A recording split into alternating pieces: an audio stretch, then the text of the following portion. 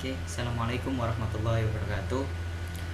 Penerangkan kita dari kelompok 4 perpindahan panas yang akan sedikit mempresentasikan tentang perpindahan panas ini.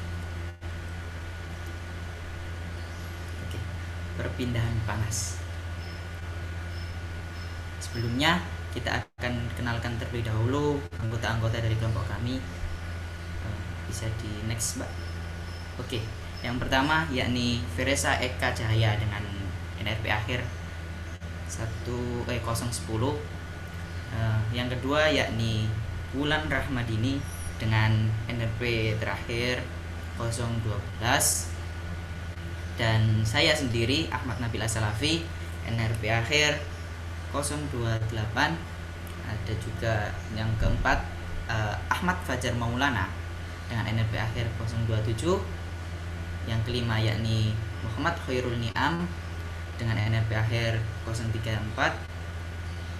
Yang keenam yakni Saiful Malik dengan NRP akhir 013. Yang ketujuh yakni Amirul Haq dengan NRP akhir 038. Ada juga yang ke-8 Andi Alfian dengan NRP akhir 008. Dan yang terakhir yakni Sufi Kurota ini dengan NRP akhir 035. Oke, ini kelompok dari kami. Bisa next, Pak. Oke. Sebelum kita masuk ke materi, ada sedikit video yang sedikit menjelaskan tentang perpindahan panas. Mari kita tonton. Ini adalah sedikit gambaran tentang apa itu perpindahan panas. Bisa ditonton dulu ya teman-teman. Macam perpindahan kalor atau panas. Dan yang ketiga, teman-teman, kita harus memahami dan mengetahui prinsip perpindahan kalor. Nah, teman-teman, prinsip perpindahan kalor yaitu besar kalor yang dilepaskan sama dengan kalor yang diterima. Nah, teman-teman, benda yang melepaskan kalor adalah benda yang bersuhu lebih tinggi, sedangkan benda yang menerima kalor adalah benda yang bersuhu lebih rendah.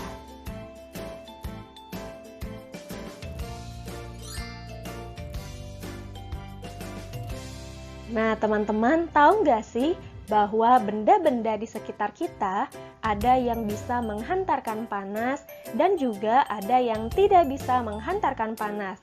Nah, teman-teman, berikut adalah jenis benda berdasarkan kemampuan menghantarkan kalor atau panasnya. Terbagi menjadi dua, yaitu ada konduktor dan isolator. Nah, teman-teman, konduktor adalah benda yang dapat menghantarkan kalor atau panas dengan baik. Contohnya, besi dan aluminium. Sedangkan isolator merupakan benda yang tidak dapat menghantarkan kalor dengan baik. Contohnya, kain dan kayu.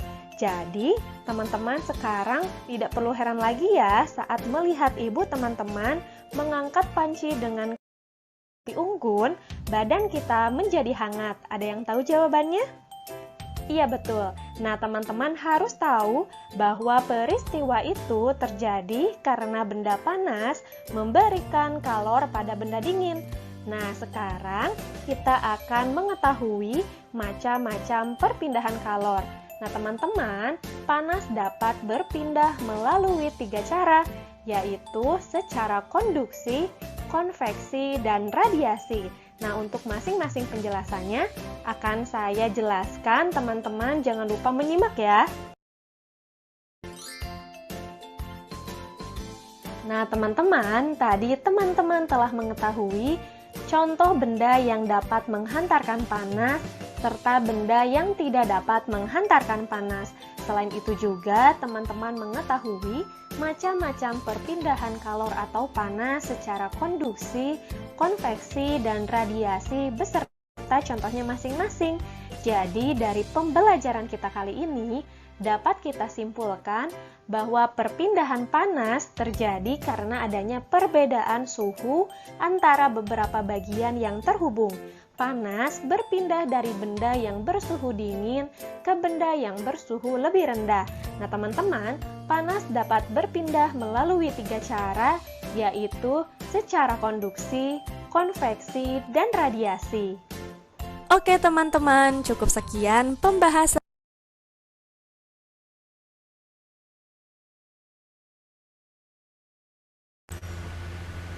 Oke,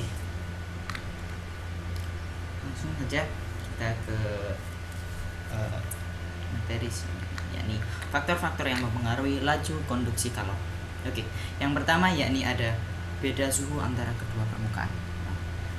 Perbedaan suhu antara dua permukaan inilah salah satu dari faktor yang mempengaruhi seberapa lajunya konduksi pada kalor.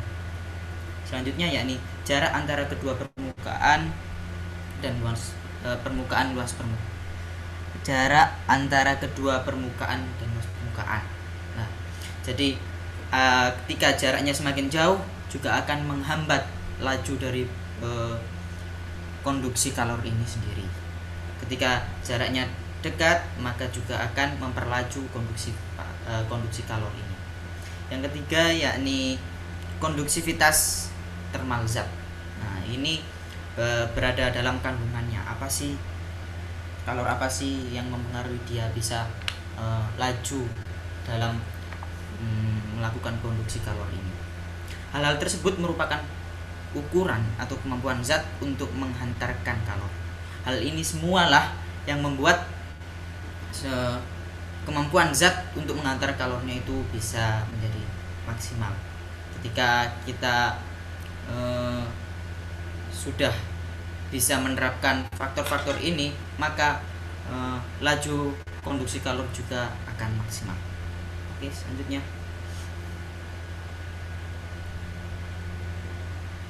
Oke. Nah, kita baru tahu kan ternyata rumus yang dipakai dalam perpindahan kalor itu sendiri yakni I per T sama dengan Ka delta T per M. Oke, lanjut. Contoh soal untuk perpindahan kalor konduksi. Oke, diketahui batang besi dengan panjang 4 meter memiliki luas penampang 24 cm kuadrat dan perbedaan suhu kedua ujungnya 50 derajat Celcius. Jika conversion konduksi termalnya 0,2 kal per msc, tentukan jumlah kalor yang dirambatkan. Oke, lanjut. Nah, sebelumnya untuk menyelesaikannya kita harus mengetahui terlebih dahulu biar agar kita memasukkan ke dalam rumusnya itu gampang. Nah, oke, kita ketahui tadi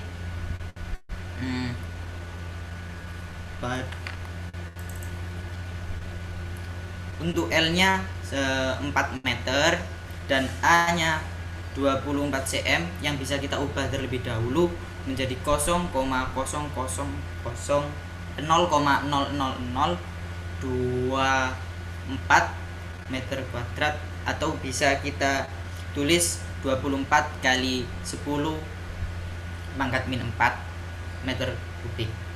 Oke, untuk K-nya sendiri yakni 0,2 kal per msk, dan untuk delta T-nya sendiri yakni 50 derajat Celcius. Nah, nanti kita tinggal masukkan ke dalam rumusnya. Nah, yakni apa sih yang kita cari? Yang kita cari adalah H. H yakni mempunyai rumus K dikali A per delta dikali A dikali delta T per L. Nah, tinggal kita masukkan. Untuk K-nya 0,2 dan untuk A-nya 24 dikali 10 pangkat min 4, dan untuk delta T-nya 50, dan kita bagi dengan L. L-nya di mana ini adalah 4 meter, yakni kita 4.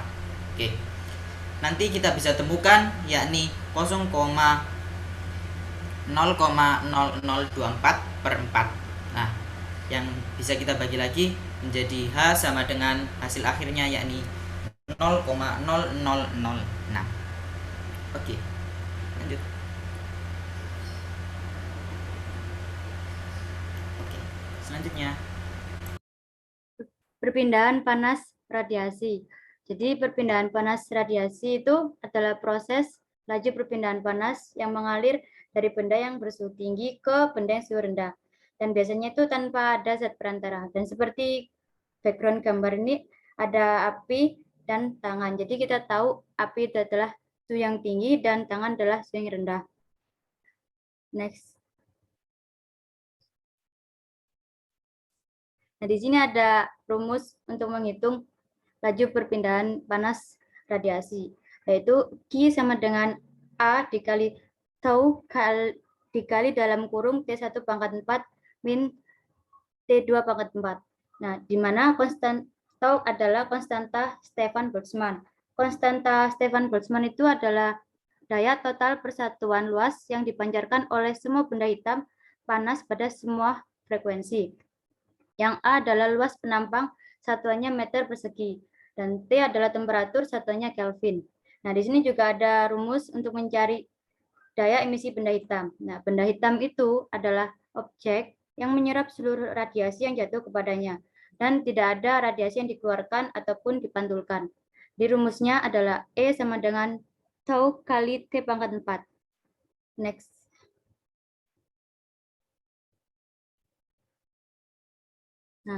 Nah, di sini ada faktor lain, yaitu karena emisivitas.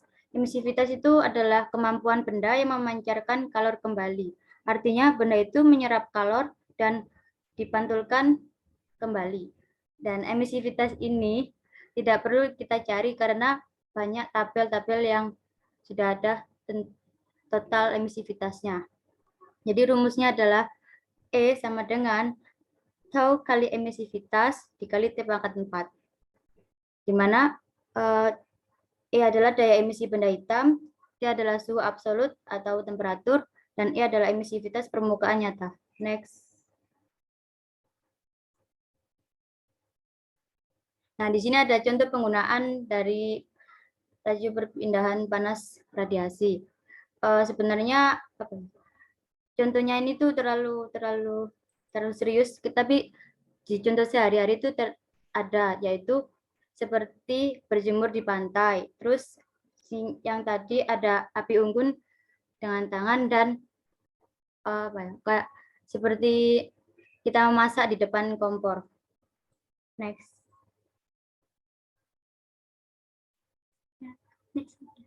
Di sini ada contoh soal. Sebuah benda dengan luas permukaan 200 cm persegi bersuhu 727 derajat Celcius, emisivitas benda sebesar 0,6. Tentukan daya radiasi pada benda tersebut.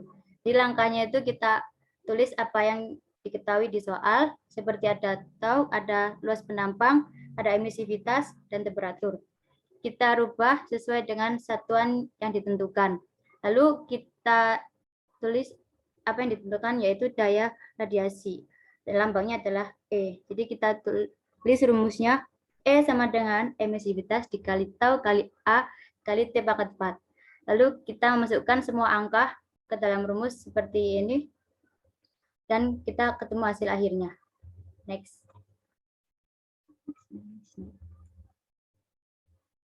Nah, perpindahan panas konveksi. Perpindahan panas konveksi itu laju perpindahan panas yang terjadi antara suatu permukaan dan suatu fluida.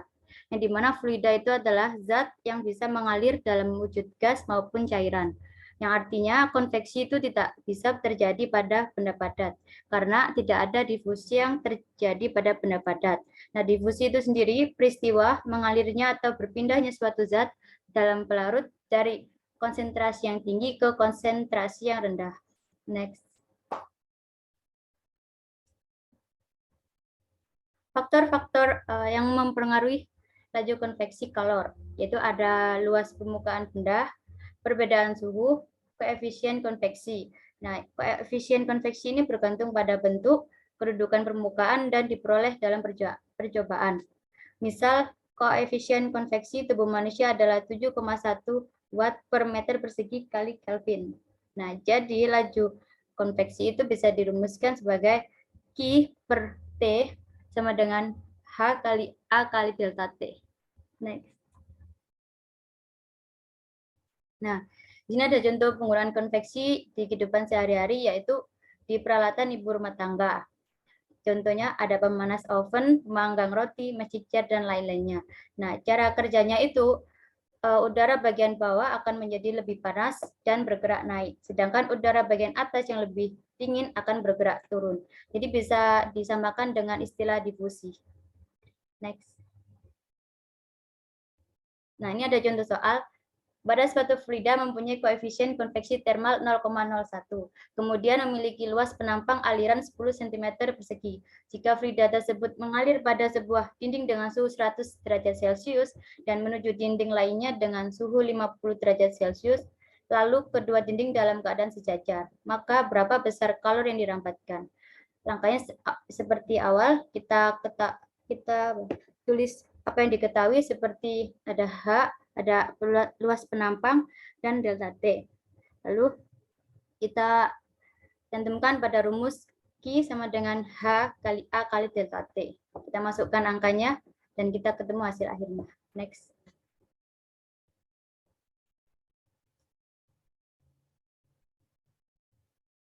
Di sini ada video tentang implementasinya.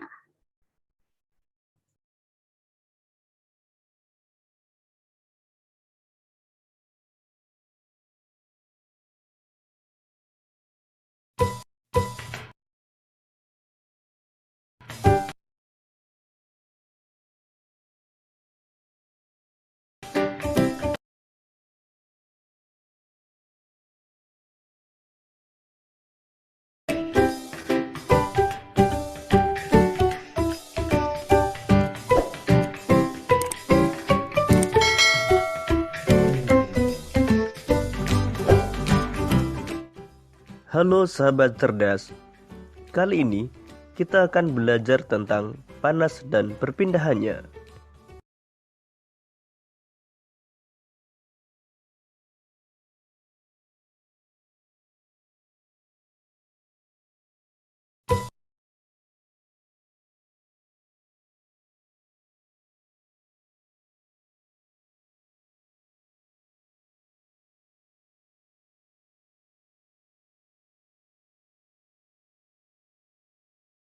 Oke, karena video yang tadi merupakan videonya sama seperti video yang awal, jadi kita lanjut saja. Konduksi keadaan tunak 1 dan 2 dimensi, yaitu perpindahan panas. Di sini perpindahan panas konduksi pada kondisi aliran tunak atau steady dalam arah 1 dan 2 dimensi. Jadi gini, kondisi steady merupakan kondisi di mana perpindahan yang terjadi tidak tergantung terhadap waktu. Ini diterapkan hukum Fourier, yaitu Qn sama dengan negatif Kn delta T per delta N, di mana Qn adalah flux panas, Kn adalah konduktivitas termal, dan delta T per delta N merupakan gradien temperatur.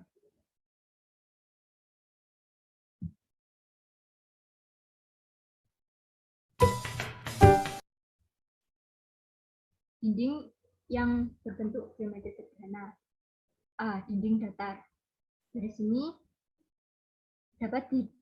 dari rumus yang awal tadi bisa didapatkan rumus Q sama dengan negatif K A merupakan luas penampang, dt per dx. Diturunkan lagi jadi Q sama dengan Ka per delta x T1 min T2. Lalu bisa diturunkan lagi Q sama dengan negatif Ka per delta x dikali T2 dikurangi T1. X yaitu merupakan tebal dinding seperti pada gambar ini. Silinder berlubang. Aliran panas radial dengan cara konduksi melalui silinder berpenampang lingkaran yang berlubang. Dalam kehidupan sehari-hari, aliran panas seperti ini bisa didapat pada pipa atau isolasi pipa dan dihitung melalui persamaan IK sama dengan min Ka dikali delta T per dr. Yang mana luas penampang ini bisa diturunkan. Luas penampang ini adalah sama dengan 2 PRL, yang mana L adalah panjang dari silinder ini, seperti pada gambar. Ini ada contoh soal, yaitu sebuah dinding rumah dibuat dari batu bata dengan K sama dengan 0,72 W per M delta K. Dinding mempunyai ukuran panjang 4 meter, tinggi 2 meter, dan tebal 30 cm. Permukaan bagian dalam dinding mempunyai temperatur 20 derajat Celcius, dan permukaan bagian luar bertemperatur 0 derajat Celcius. Hitunglah laju aliran panas yang melalui dinding. Ditulis dulu apa yang diketahui, yaitu ukuran dinding 4 meter kali 2 meter, lalu T0 atau temperatur awal, yaitu 20 derajat Celcius, diubah menjadi Kelvin menjadi 293 derajat Kelvin. K yaitu 0,72 dan lalu tebal dinding sama dengan 30 cm, dan T1 0 derajat Celcius dirubah menjadi Kelvin menjadi 273 derajat Kelvin. Asumsi yang ditanyakan yaitu I. Asumsi yang digunakan di sini yaitu steady state, material dinding homogen, distribusi temperatur hanya pada arah X, pada ring temperatur 0 derajat Celcius sampai dengan 20 derajat Celcius, sifat fisik material konstan. Lalu juga efek tepi dan sudut diabaikan. Untuk menjawab soal tadi, menggunakan rumus Qx sama dengan KAX dikali T0 kurangi T1 per delta X, di mana delta X sama dengan L, sehingga Qx sama dengan K A dikali AX dikali T0 dikurang T1 per L. K tadi ketahui 0,72, lalu luas penampang tadi AX 8 kali 2. 8 ini didapat dari ukuran dinding 4 kali 2 yaitu 8. Lalu T0 293 dikurangi 273 per 0,3. Dan hasilnya yaitu 384 W.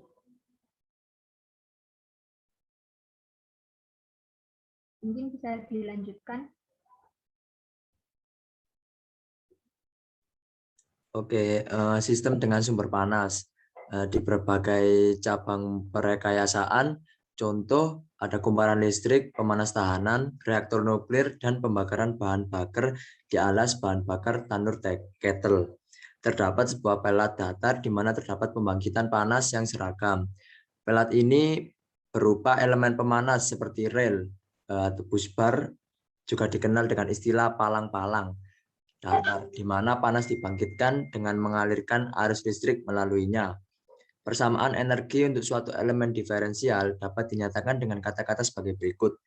Laju konduksi panas melalui permukaan kiri ke dalam elemen dx ditambah laju pembangkit panas di elemen yang tebalnya dx sama dengan laju konduksi panas melalui permukaan kanan keluar dari elemen dx plus dx, dengan persamaan min Ka dt per dx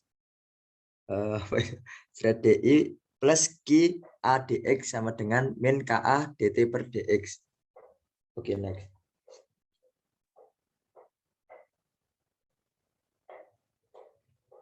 Nah, seperti yang tadi dikatakan, laju konduksi panas melalui permukaan kiri ke dalam elemen dx ditambah laju pembangkitan panas di elemen yang tebalnya dx sama dengan laju konduksi panas melalui permukaan kanan keluar dari elemen dx plus dx.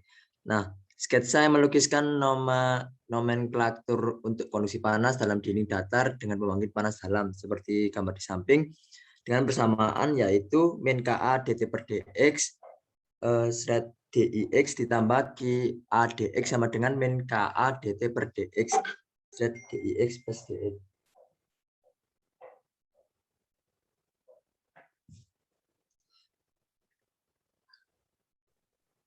Untuk prinsip-prinsip perbedaan panas, koefisien perbedaan panas konveksi. Koefisien perbedaan panas konveksi bukan merupakan sifat dari fluida. Nilai parameter ini ditentukan secara eksperimen tergantung kepada pengaruh nilai-nilai variabel seperti geometri permukaan, sifat pergerakan fluida, sifat fluida, dan kecepatan fluida. Next.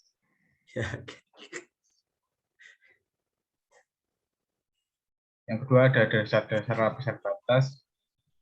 Bila fluida mengalir sepanjang suatu permukaan, gerakan partikel-partikel ini dapat permukaan diperlambat oleh gaya-gaya viskos. Partikel-partikel fluida yang bertebas dengan permukaan mereka pada permukaan itu dengan nol. Next.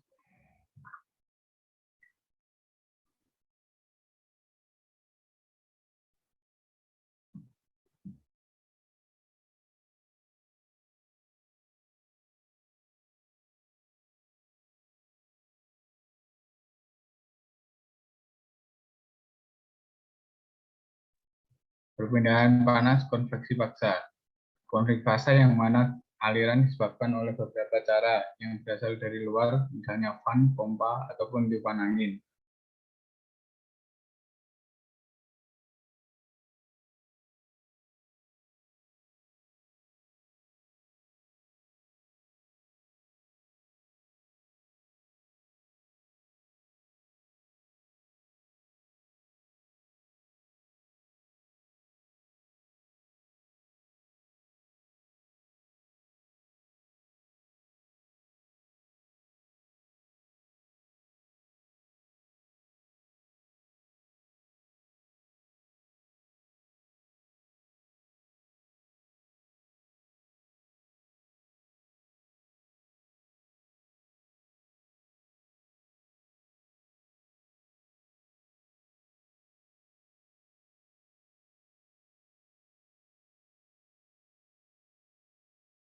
Nah, selanjutnya perpindahan panas konveksi paksa. Besarnya perpindahan kalor yang terjadi pada suatu penampang atau saluran yang berbentuk pipa atau tabung dapat dinyatakan dengan beda suhu limbah, bulk temperatur. Q sama dengan M kali Cp Tb2 min Tb1, di mana massa kali kalor jenis dan temperatur 2 dan dikurangi temperatur 1 sama dengan H kali A Tw min Tb, sama dengan M sama dengan Rho UM kali A. Next.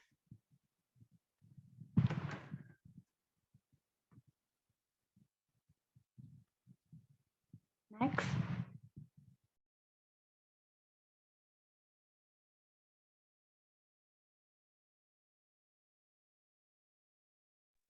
Selanjutnya ada contoh soal. Suatu radiator pendingin mobil mempunyai luas yang bersinggungan dengan air adalah 400 cm kuadrat.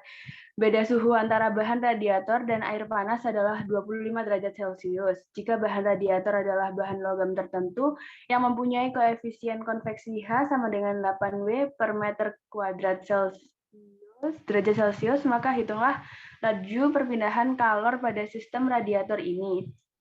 Penyelesaiannya adalah pertama diketahui luas penampangnya adalah 400 cm kuadrat atau 0,04 meter kuadrat, lalu delta T-nya adalah 25 derajat Celcius dan H sama dengan 8 W per meter kuadrat derajat Celcius. Ditanyakan Q per T sama dengan jawabnya adalah H kali A kali delta T sama dengan 8W per meter kuadrat derajat Celcius dikali 0,04 meter kuadrat dikali 25 derajat Celcius. Lalu Q per T sama dengan 8W. Seperti itu. Laju perpindahan kalor pada sistem radiator tersebut adalah 8 Watt. Next.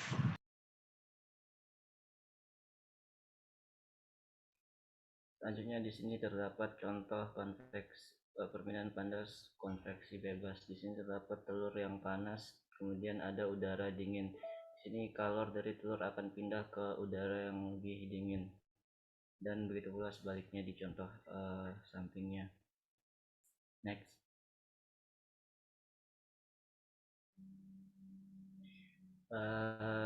Definisi perpindahan panas konveksi bebas. Perpindahan panas konveksi bebas disebut juga konveksi alamiah atau natural convection. terjadi karena fluida mengalir secara alamiah atau tidak dipompa atau tidak dihembus. Fluida dapat mengalir secara alamiah karena adanya perubahan sifat fisis, terutama rapat masanya dan pengaruh dari gaya apung atau buoyancy force. Next.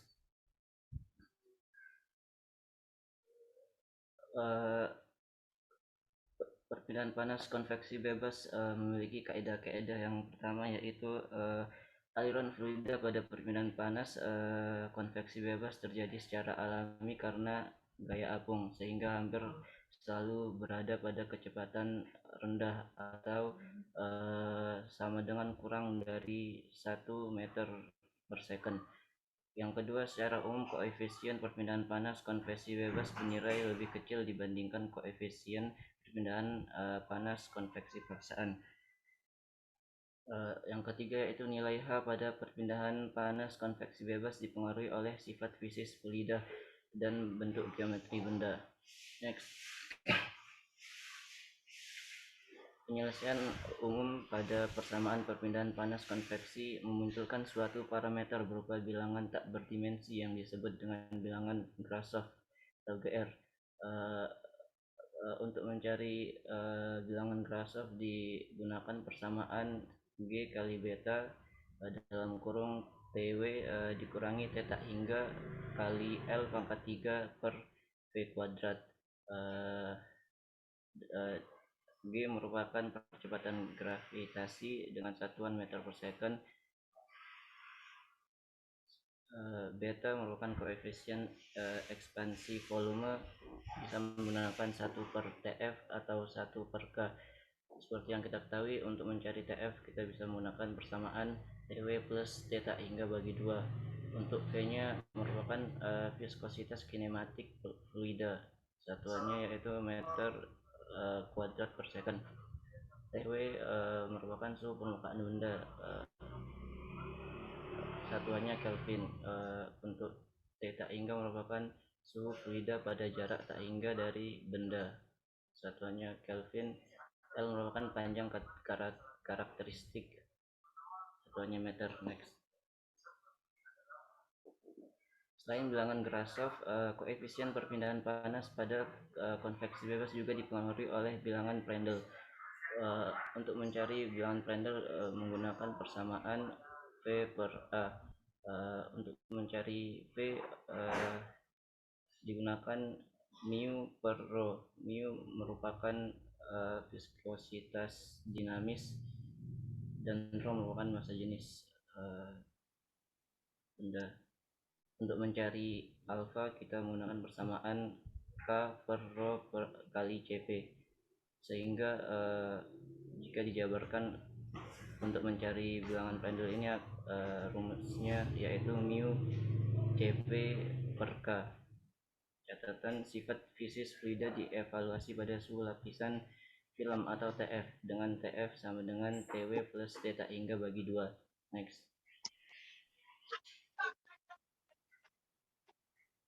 Koefisien perpindahan panas konveksi bebas rata-rata untuk berbagai situasi dapat didekati dengan persamaan empiris sebagai berikut. Nu sama dengan H kali L per K, sama dengan C kali bilangan Grashof kali bilangan Prandtl pangkat N, sama dengan C bilangan Rayleigh pangkat N, dengan K merupakan konduktivitas thermal fluida, L panjang karakteristik, R bilangan Rayleigh yang bisa dicari dengan mengalihkan bilangan Grashof dan bilangan Prandtl. Untuk nilai C dan N tergantung pada geometri benda dan daerah aliran yang dikarakterisasikan dalam bilangan Rayleigh. Next. Beberapa persamaan empiris untuk kasus-kasus perpindahan panas konveksi bebas. Yang pertama yaitu ada plat tegak, kedua plat datar, yang ketiga plat yang miring, ketiga plat silinder, yang kelima bola. Next.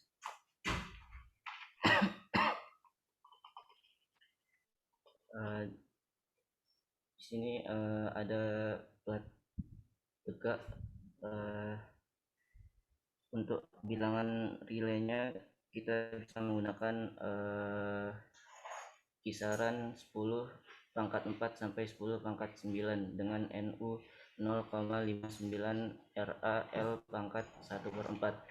Dan untuk yang lainnya bisa memiliki bilangan relay masing-masing, bisa menggunakan seperti yang di tabel next. Begitu pula dengan bentuk-bentuk lainnya memiliki persamaan bilangan relay masing-masing, bisa menggunakan seperti yang di tabel next. Untuk plat datar di sini terdapat suhu permukaan TS menggunakan bilangan relay kisaran 10 pangkat 4 sampai 10 pangkat 7 dengan NU 0,54 RAL pangkat 4. Untuk kisaran 10 pangkat 7 sampai 10 pangkat 11 menggunakan NU sama dengan 0,15 RAL pangkat 1/3. Panjang karakteristik untuk kedua kasus AS per P dengan AS adalah luas plat dan P adalah keliling plat next.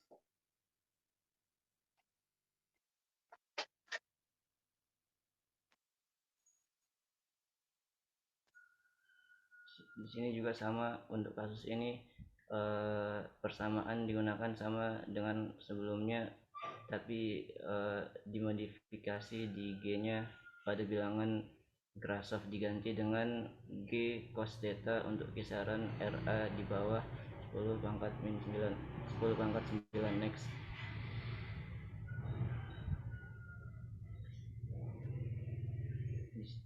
Di sini juga panjang karakteristik D dapat menggunakan persamaan di sini next.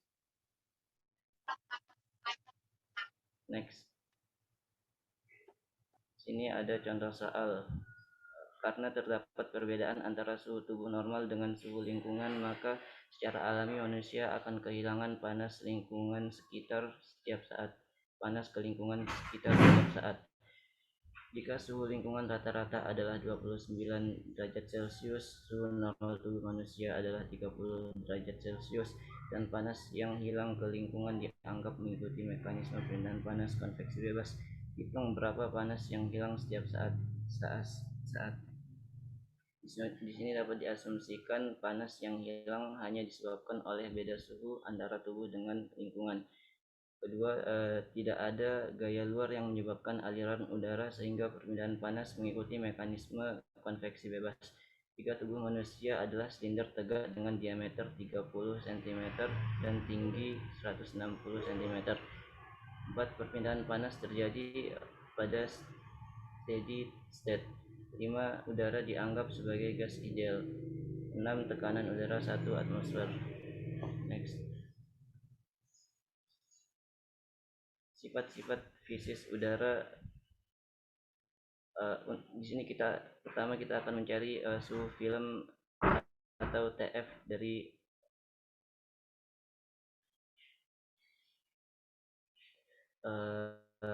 dengan cara yaitu TF sama dengan TW plus theta hingga per 2. Sebelum kita menghitung persamaan yang telah diketahui kita, yaitu suhu rata-rata manusia 37 derajat Celcius atau TW kita ubah ke Kelvin, dan theta hingganya atau suhu lingkungan kita ubah ke Kelvin juga, sehingga memperoleh TF 306 Kelvin. Berikutnya adalah data sifat fisis udara pada suhu 33 derajat dan tekanan 1 atmosfer. Untuk konduktivitas thermal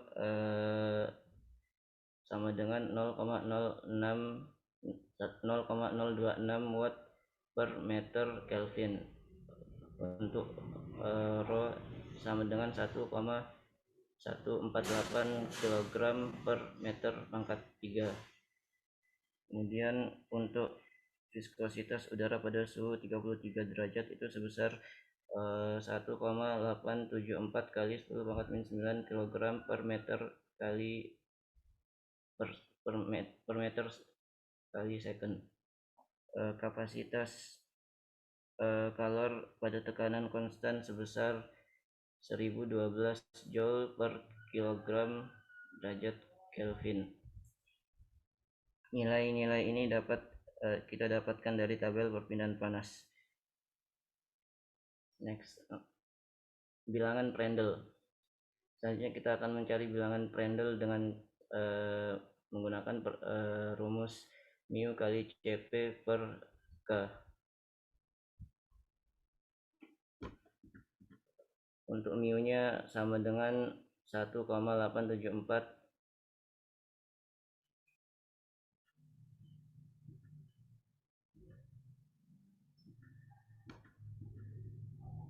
kali 10⁻⁵ kg per meter second dikali Cp-nya yaitu 1012 Joule per kilogram Kelvin dibagi K yaitu 0,026 watt per meter Kelvin. Di sini kita mendapatkan bilangan Prandtl 0,7294. Kemudian kita mencari bilangan relaynya dengan cara mengalihkan bilangan Grashof kali bilangan Prandtl tadi. Dengan bilangan Grashof 3,943 kali 10⁻⁹ kali 0,7294 sama.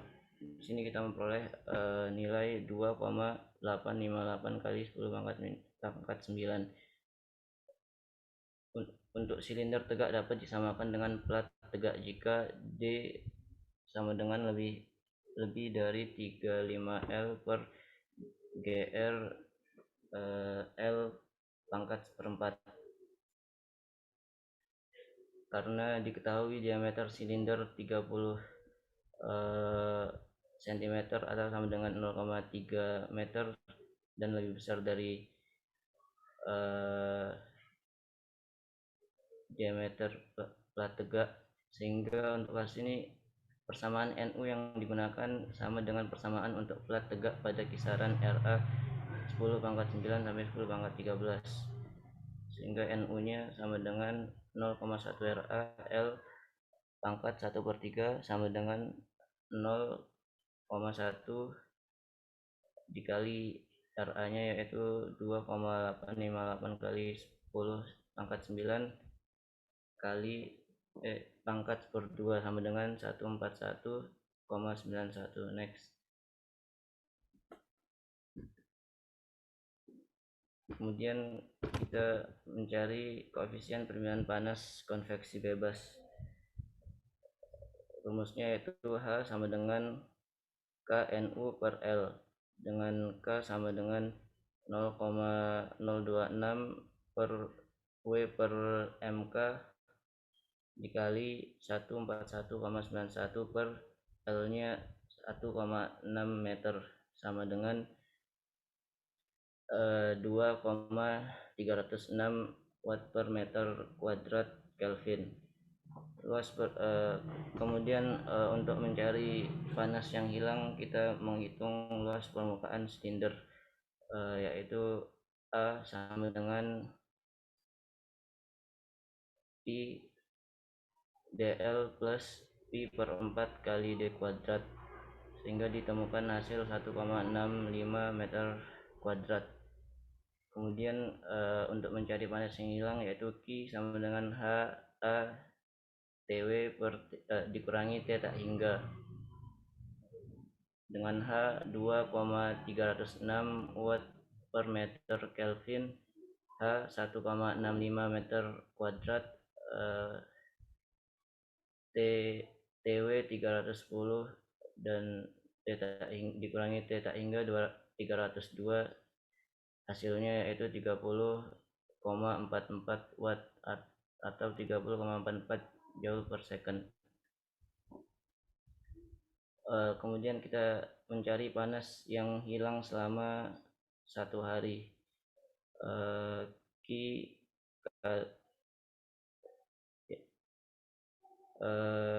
menggunakan rumus Q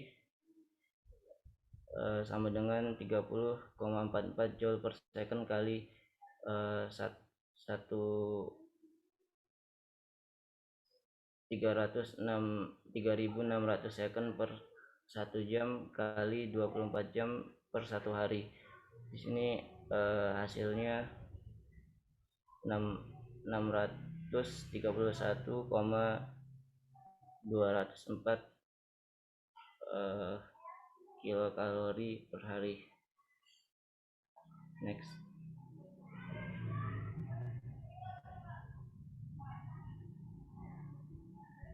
Nah, selanjutnya bab 4 adalah penukar kalor. Dalam bab 4 ini kita memiliki beberapa topik pembahasan. Antara lain adalah yang pertama jenis-jenis penukar panas, yang kedua beda suhu rata-rata, yang ketiga faktor pengotoran, dan yang keempat perhitungan penukar panas. Next.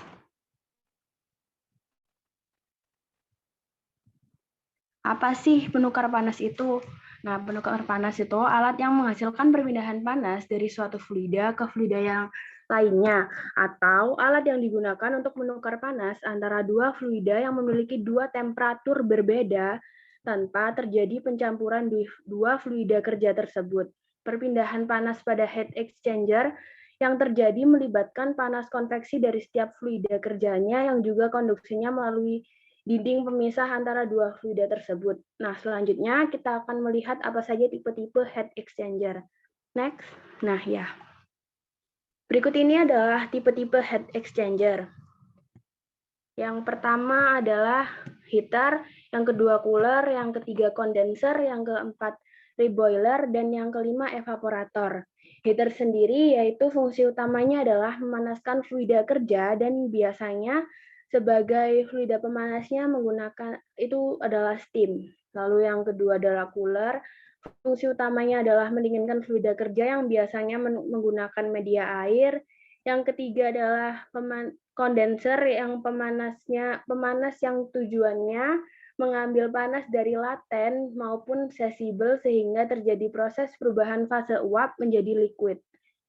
Selanjutnya adalah reboiler, pemanas yang tujuan utamanya menyuplai panas yang dibutuhkan oleh fluida kerja untuk proses destilasi sebagai panas laten. Nah, di mana panas laten tersebut adalah panas yang diperlukan untuk merubah fase wujud benda, tetapi temperaturnya tetap. Yang terakhir adalah evaporator. Evaporator sendiri adalah pemanas yang tujuan utamanya mengubah fase liquid menjadi fase vapor. Next. Untuk jenis-jenis penukaran panas, yaitu yang pertama ada aliran searah yaitu parallel flow, yaitu fluida mengalir dengan arah yang sama. Untuk yang kedua, aliran berlawanan arah, counterflow, jika fluida mengalir dari arah yang berlawanan. Untuk contoh gambar yang di bawah itu, yaitu adalah aliran berlawanan arah, yaitu salah satu fluida mengalir dari kanan ke kiri, dan fluida yang lain mengalir dari kiri ke kanan. Lanjut.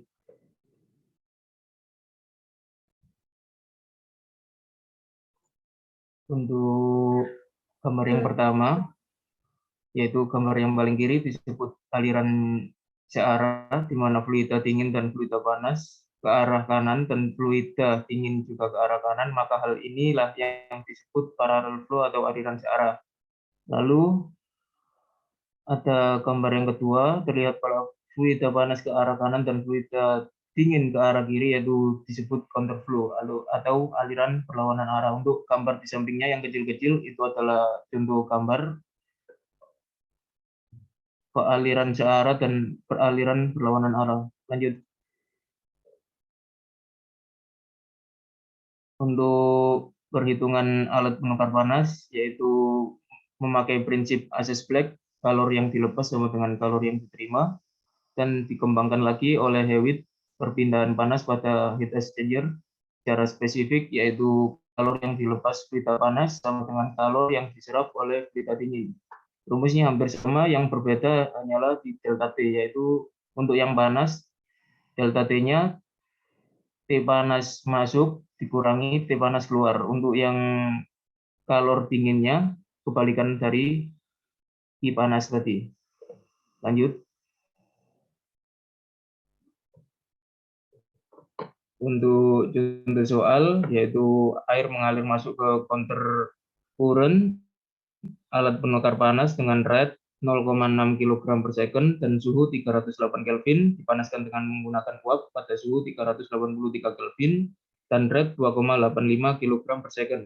Jadi uap keluar dari alat dengan suhu 353 Kelvin, maka suhu air keluar dari alat adalah, lanjut.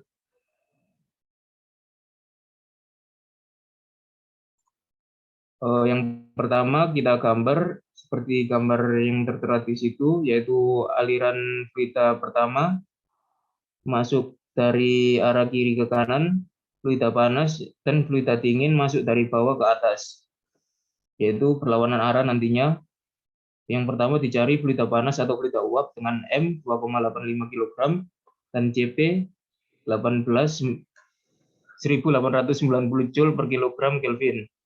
Delta T-nya seperti rumus yang tadi, T masuk dikurangi T keluar, yaitu 383 dikurangi 353, yaitu 30 Kelvin. Untuk selanjutnya, kita cari fluida dingin atau fluida air dengan M 0,6 kg, Cp 4200 Joule per kilogram Kelvin. Delta T-nya yaitu dicari T out min T in. Untuk T out-nya sama dengan delta T plus 308. Nah, yaitu langsung kita masukkan rumus OH sama QH sama dengan QC, yaitu MCP kali delta T sama dengan MCP kali delta T. Di sini delta T-nya delta T panas dan delta T dingin sesuai dengan ketentuan di atas. Kita masukkan rumus dan diperoleh T keluarnya nanti sama dengan 372,125 Kelvin. Lanjut. Silakan Mas Fajar. Oke, faktor pengotoran pada alat-alat heat exchanger. Jadi selama dioperasikan dengan kebanyakan cairan dan beberapa gas, berbentuk suatu lapisan kotoran pada permukaan perpindahan panas secara berangsur-angsur. Endapan ini dapat berupa karat atau ras, kerak ketel atau boiler scale, kambus atau silt, kokas atau kog, atau berbagai endapan lainnya. Efeknya yang disebut pengotoran atau fouling adalah mempertinggi tahanan termal. Berikut adalah kurva dari faktor pengotoran.